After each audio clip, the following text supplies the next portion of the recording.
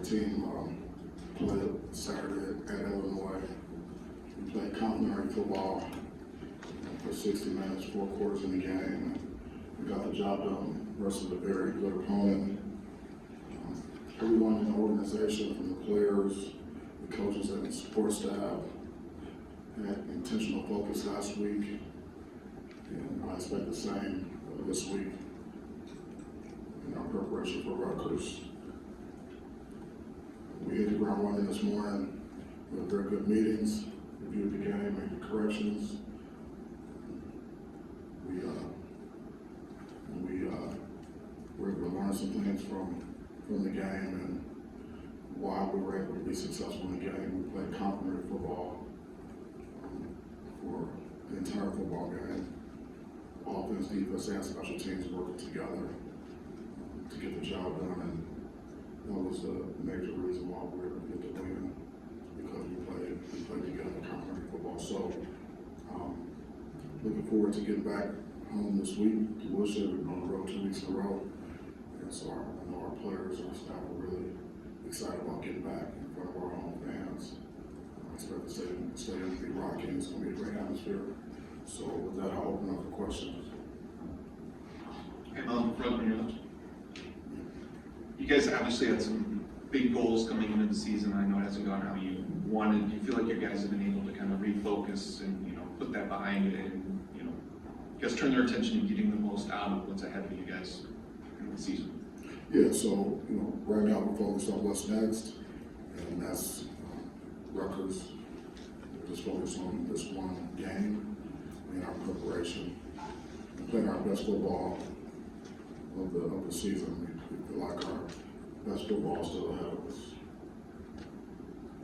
Mel, I'm wondering from the other side of that, how do you put a win like that where you've had such an emotional week and you had such a release, how do you put that behind you and not maybe overlook a team that's had some struggles? Well, we talked about that this morning, that we cannot get seduced by success. We have to learn from the game, good, bad, evaluate it, own it, and then shift to neutral and then move on to what's next, which is focusing on preparation for this game. And so that's what we're doing. Mel, I know your philosophy is always playing the best players, but I'm just wondering, with 3 games left, maybe a 4th, does the idea of playing some guys that could still maintain their red shirt just to try to get them a little bit of experience for the future, does that enter the equation at all? How do you guys, the staff, try to calculate that, or look, you're a little more alert for maybe openings here and there if so? Yeah, we're going to play the best players. We're going to play the guys that give us the best chance to win this week. Obviously, we have quite a few young players that are playing now, and they have been playing, and so because they give us the best chance. Mel, you mentioned evaluating it and owning. I'm wondering, the offensive line, if you evaluate them, what it looked like from a layman's perspective, one of the best games they played of the year. I wonder what you saw when you up front, and then also as you revisit the final drive when you got the ball back and the opportunity to run it and get it down to like 26 seconds and to throw it. Do you think in hindsight you might have done things different there? Yeah, well, the line did a really nice job in the game against, again, a very good opponent, top 5 defense. Our yards per carry was efficient in the run game, and did a really nice job in pass protection. And not just them, but the tight ends and the backs as well. And the receivers did a really good job blocking the run game, and the runners ran hard. So it was a solid performance, and I believe still that our best football is ahead of us on the offensive line, the run game, and pass protection. At the end of the game, obviously we were trying to score a touchdown, and have some very solid reasons for doing what we did. There's really 2 things at the end of the game. We had some miscommunication with some signaling that forced us to stop the game, regroup, make sure we had the right play call and things like that. And then obviously, we talked about previous to the pass play to run the ball and then let the clock go all the way down to 1 second, then call timeout, and then kick the field goal. but obviously we thought that what gave us the best chance to win the game was to attempt to score a touchdown. We thought we had a really good play up and we did have a guy open, but we weren't able to get it to him. And so we wound up kicking the field goal, and obviously we've had some operation issues this season, and so that factored into what we did. In your post-game press conference with Big Ten Network, you reiterated how proud you were of your team, and again, you started that today. Aside from what they did on the field, what are you most proud of when it comes to what your team was able to do this week? Really just blocking out the noise, staying focused, and staying together throughout this entire season, and not just last week. So the focus was really good, and the preparation was outstanding. You guys really, we become a closer football team throughout this season, and that was very apparent during our preparation last week. So I was very proud of the guys and the staff and the support staff. Like I told, we had a staff meeting this morning at 6:45. I told everyone contributed to the win. The players, the coaches, the 10 coaches, but also the support staff, the trainers, equipment, strength and conditioning, operations, nutrition. Everyone is a huge part of what we're doing. It takes all of us, and so we've managed to, stay together as an organization throughout the season, and it's paying off for us right now. Mel, as hard as it is when you're shorthanded through the injuries and suspensions and all that, is there a silver lining sometimes when you see, or when you go back and see guys like, Vandermark and Wigginton got some time on the offensive line, you see Spencer playing on defense and Jamie Mangum again. Is there a silver lining sometimes that not only are these guys getting important reps, but you see them doing good things as well? Yeah, like I saw Wigginton today when we were flexing in the stretch line before practice, and I walked past myself. I see you snuck in the game for a snap, and he was he might have a good. When he was in there, he did well. So those are all good signs. Our future is bright. We're playing a lot of young players out of necessity. And some of our younger players, actually beat some guys out as well. So I believe our best football is ahead of us. I told the team this morning, it's not last year's team. It's really laying the foundation for this program. It's this year's team. It's really laying the foundation for what we're going to be moving forward. You guys have had an uptick in blitzing, I think, in the last 3 games, I think 39% on Saturday. How much does that correspond with the return of Xavier Henderson? I'm not sure if that's had a lot to do with it, but certainly having him back has helped our defense. He's a really good player, and he does a lot for us from a communication standpoint, experience, getting guys lined up, helping to make adjustments, especially with shifts in motions and things like that. So, he certainly helped, but obviously we're doing what we need to do from a schematic standpoint and calling the game to give us the best chance to get them stopped. And sometimes that's playing base defense, and sometimes that's pressure and bringing 5 or bringing 6, whatever it takes, relative to the game situation. We're prepared to do that. And along the same lines, how much did the injury to Darius Snow affect everything and kind of delay maybe what this defense is what we've seen out of this defense, I guess, in the last few games? Yeah, well, when guys go down and they're really good players, it's not a good thing. So it's next man up for us, and so we got to have guys step up,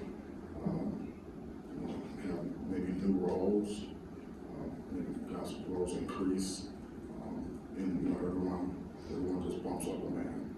Like we talked about it during fall camp. We need everyone to be prepared to play because it's a game of attrition. And some years you can go relatively injury free, but most of the time your depth is going to be tested.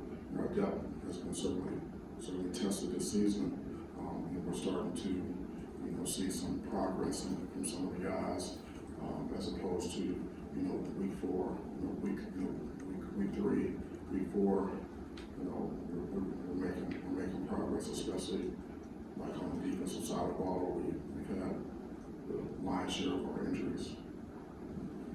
I'm wondering, with the 8 guys that are suspended right now, how do you revisit that this week? Is it, you mentioned on Saturday, it's kind of a day-by-day basis, but obviously when you're planning a week out for a game, how do you reassess that at this point? And do you have any timetable? Do you wait for the Big Ten? Do you kind of just deal with it internally at that point? Or what is the process right at the moment with that?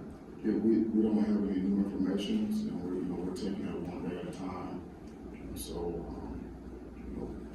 we have the guys that we have, today. And if something changes, then we'll adapt and adjust. Is there a point where, like, during a week, you, like, kind of with NFL, you rule a guy out by like Wednesday or Thursday, you kind of have that mindset, or is it all the way up to game time? It's all the way up to game time. We've done that, since I've been here, and we're doing it now.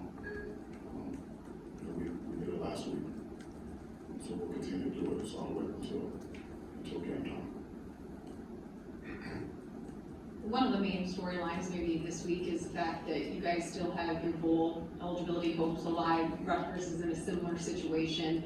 So how much do you address that this week? Have you talked about it this morning already, or where's the emphasis when it comes to that in this game? Well, we told the guys there's still a lot of football left to play. I reiterated with the staff this morning that we don't need to talk about winning. We need to talk about, winning out and bowl eligibility and things like that.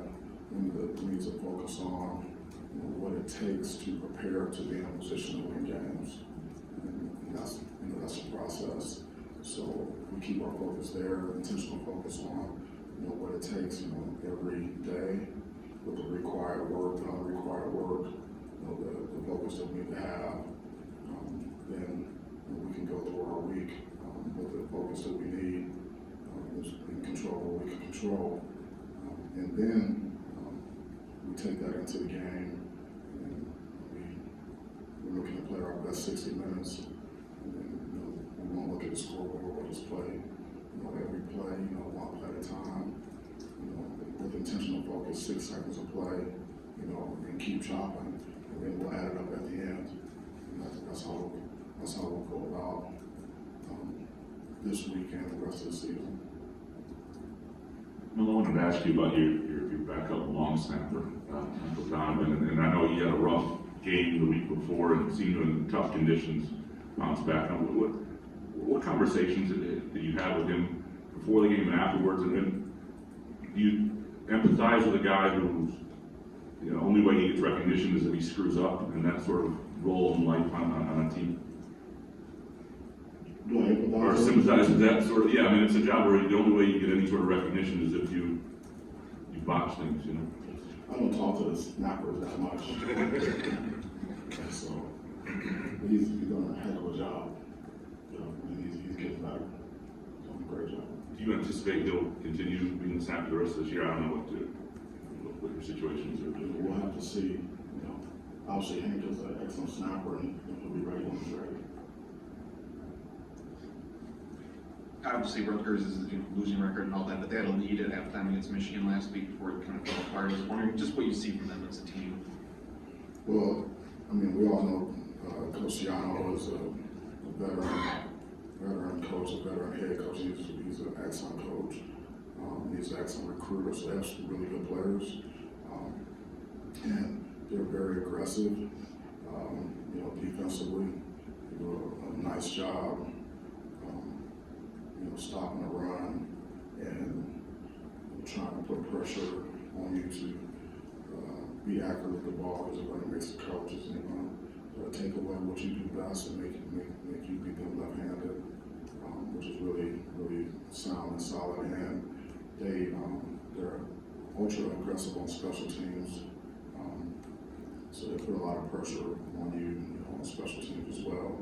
Then offensively, you know, they have some weapons, and you know, they know how to get certain guys the ball. They get the ball to the best players in the run game, you know, also in the pass game. So they're just like any other team that we play. They have really good players and they're well coached. And like you said, you know, last week I think they were up 17-14 and a half. And you know, the name of that, you know, was turnovers. You know, but that doesn't take anything away from their ability to make plays in all three phases. And, you know, they play extremely hard. Mel, I think you said that there was no specific cutoff where you would declare a guy out for the week, but how long does it normally take if a guy hasn't been at practice, maybe he hasn't been at meetings? And does that depend on if he's a senior, if he's relatively new, whatever? If a guy hasn't been If he hasn't been at practice or he hasn't been into meetings, can he just jump in the day before based on his past body of knowledge? No, he can't jump in if he hasn't been in the meetings, if he hasn't been, you know, even at practice. I know it wasn't that long ago, but the last time Rutgers came here was your first game as the head coach at Michigan State. How would you say I don't remember that.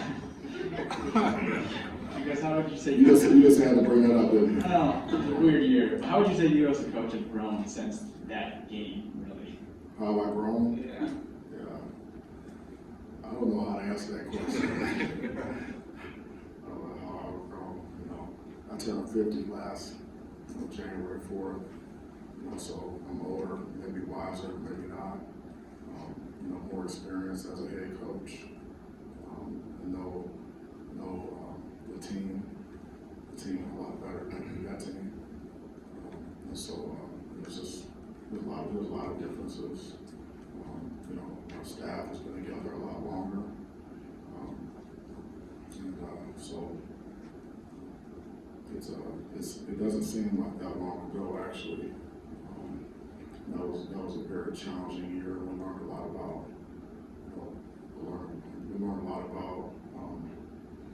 you know, focus, you know, and you know what it takes to win games. That particular game, you know, turnover margin was huge, you know, and there was a huge difference between week 1 and week 2 for us in terms of, you know, taking care of the ball. And that's the biggest indicator of winning and losing. You can see that show up, you know, last week at Illinois, you know, turnovers, turnover on downs, of course, and turnovers and things like that. You know, it's just, there's some things that cause you to win and some things that cause you to lose. And so, you know, I would like to think that we understand that more now than we did then. Well, what's your level of concern right now with the field goal kicking and the struggles there? How much does that have a factor in your decision making in terms of, you know, like the last drive and your thought process there? How much does that factor in? It does. That factors into it, and also, you know, the conditions. You know, you're kicking with the wind, snapping against the wind, and things like that, and seeing what happened on previous plays. You know, so you know, that all factors into it. And, I mean, it has to. You know, everything matters. Then ultimately have to make a decision, and then you go with it. What's your concern level right there? Obviously, it's been an issue all year in terms of getting consistent field goal kicking. Yeah, we need more consistency, you know, certainly, and so that's something that we're working towards every single day. I mean, the players want to be consistent. We want them to be consistent, so we practice. We continue to chop wood on it. And then we'll see what type of progress we make, you know, this week, and then we'll go into the game and we'll have a plan. And I can make some critical decisions. You know, but I have confidence in the players that are on the field. You know, I just have to make decisions based on the information I have at the time. You know, you talked about this team getting closer, and how have you seen the team get closer? Maybe not on the field, but like off the field or at practice, the togetherness kind of growing. There's, you know, a lot of like little things I see, but the one thing that I pointed out to the team this morning was I think this was Saturday was the first time that I saw an offensive player in a defensive huddle during media timeout, which is, two or 3 minutes or whatever. And it may have happened before, but I didn't recognize or notice it, but I noticed it, it was significant. I noticed it in Champaign. So that's just one example of a team, getting closer. We got some standards and values that we talk about. One is toughness. Another one is discipline. And the third one is being selfless. And one of the standards in being selfless is picking a teammate up and finding a teammate after a play. So when you see guys picking each other up, offense, defense, special teams, everybody working together, that tells me that that's unselfish. And that's team chemistry, and those are good things. Mel, who was the offensive player who was in the defensive huddle? That was Barker at that time. I think he's got to get out, so he can work. I'm guessing, you're hoping to build a roster to the point at some point that one single injury here and there doesn't hurt you guys so badly. Looking back, maybe the rest of us in the outside world didn't realize, but when Xavier went down, when you knew Jaden was limited, and you're out without Jacob Slade, did you guys internally know, okay, this could be a little bit of trouble, we're not there yet as a roster for those particular guys to be out?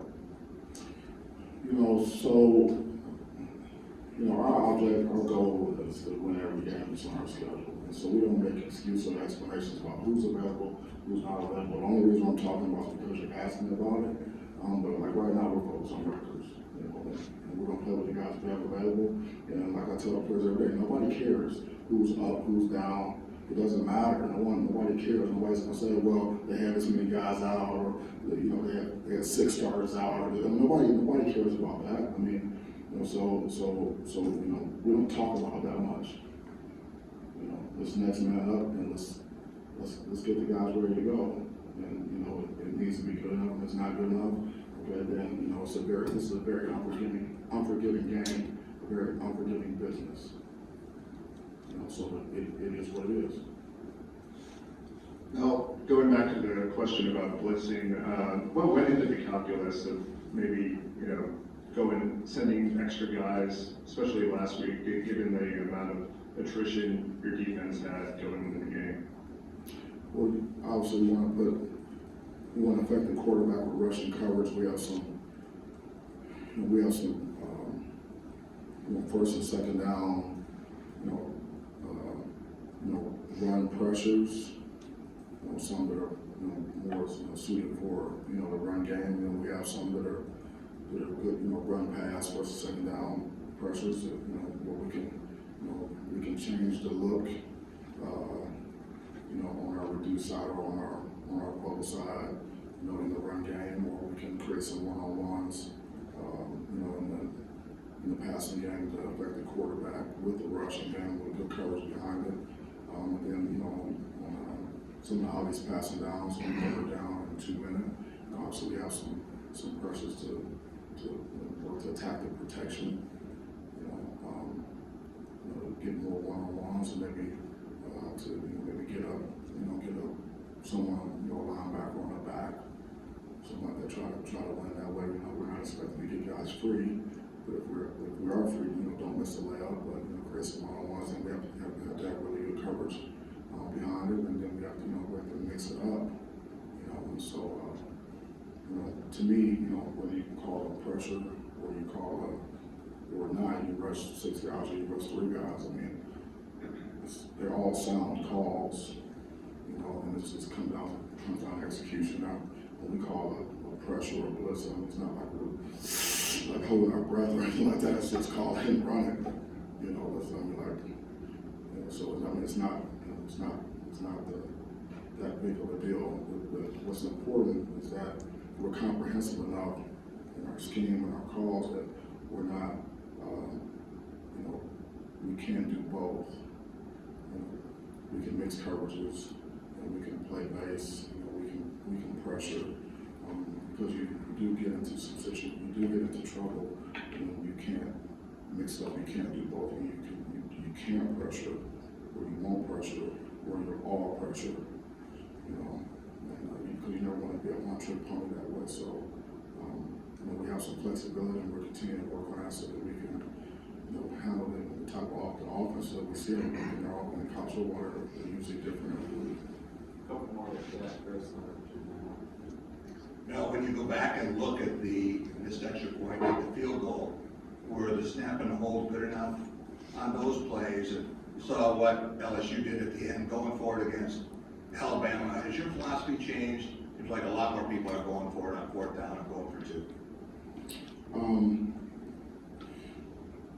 But, you know, I'm not sure if I can revisit those snaps and holds right now, you know, to be accurate, you know, what is a good snap, what's a good hold, I mean, so, you know, maybe I can talk to you later, I have to go back and look at them again and see exactly which ones you're talking about, but, so like 4th down. 4th down and going for 2 points, and those are gambles. Yeah, those, you know, those are not, we don't consider those gambles, you know, it's all it's based on analytics. And so, we do subscribe to that. And, you know, we stay, you know, relatively close to the book on those. But, you know, sometimes the circumstances in the game, you know, don't allow you, you know, to, you know, go with it, what the numbers say, maybe.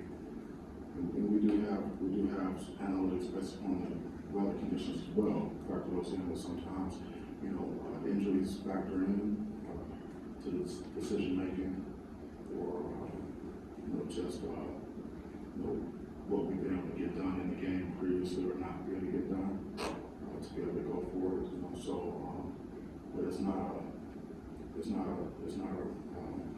like a riverboat gambler type gut type. You know, that we're going based on a lot of, you know, score probabilities and win probabilities.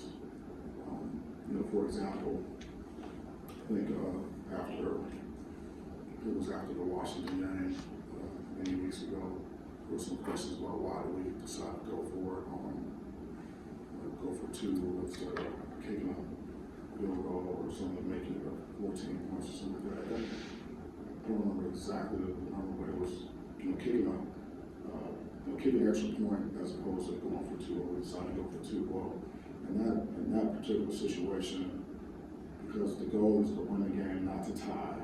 In that particular situation, you know, in that point of the game, you only have so many possessions left, and so when you kick the extra point, your win probability, like in that situation, did not change. It was a nominal number. It was not a significant change in the win probability. But going for 2 and if we converted and made the 2-point conversion, if we were successful, then that would have significantly increased our chances of actually winning the game. Because the goal is to win, not to tie. So that's why we did that. I didn't really go into detail at that time about it, but that's what kind of goes into that. So depending on the score differential, depending on my field position, and the time in the game, that typically determines, you know, and the distance of the 4th down, that typically determines if we're going to go forward or not. I'm wondering, a week ago we talked, it was a moment where you could look at it and say this team could either fracture or galvanize itself together.